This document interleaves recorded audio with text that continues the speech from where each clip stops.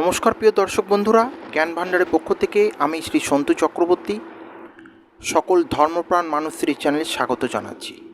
আজকে আমার মূলত আলোচনার বিষয় হবে যে পূজার সময় আমরা তিলক ধারণ কেন করে থাকি।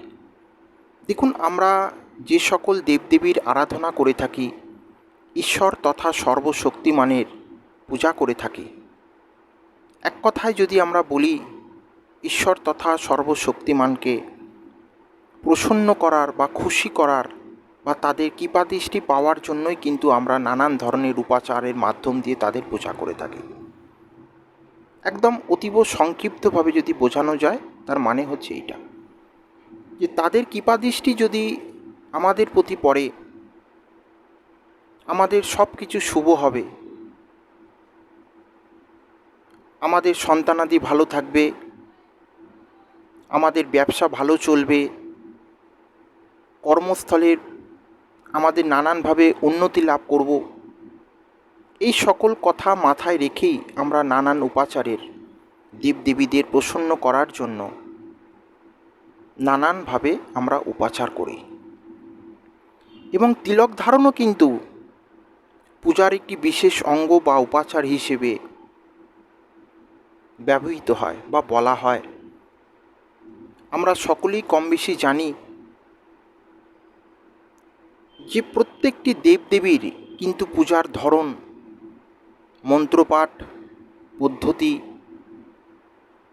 কিছু কিছু আলাদা, বিশেষ কিছু জিনিস এক, কিছু কিছু আলাদা জিনিস থাকে। তেমনি তিলক ধারণেরও তাই।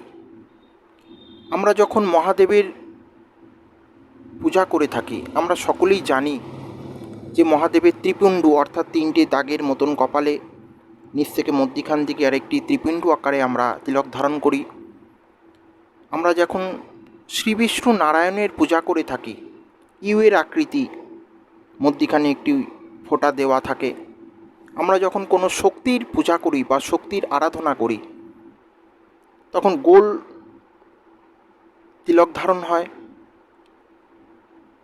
এবং কোনো ব্রাহ্মণ পণ্ডিত মশাইদেরও আপনারা লক্ষ্য করে দেখবেন যে তারা যখন তিলক ধারণ করেন, নিচ থেকে উপরের দিকে অগ্নির ন্যায় তিলক ধারণটা হবে।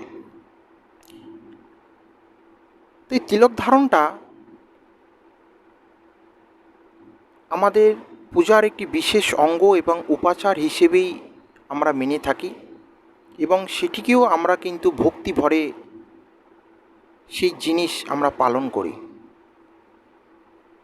আমার ছোট্ট প্রয়াস, ভিডিওটি যদি আপনাদের ভালো লাগে আমাকে লাইক করবেন, কমেন্টে জানাবেন এবং আমার চ্যানেলটিকে সাবস্ক্রাইব করবেন। নমস্কার প্রিয় দর্শক বন্ধুরা।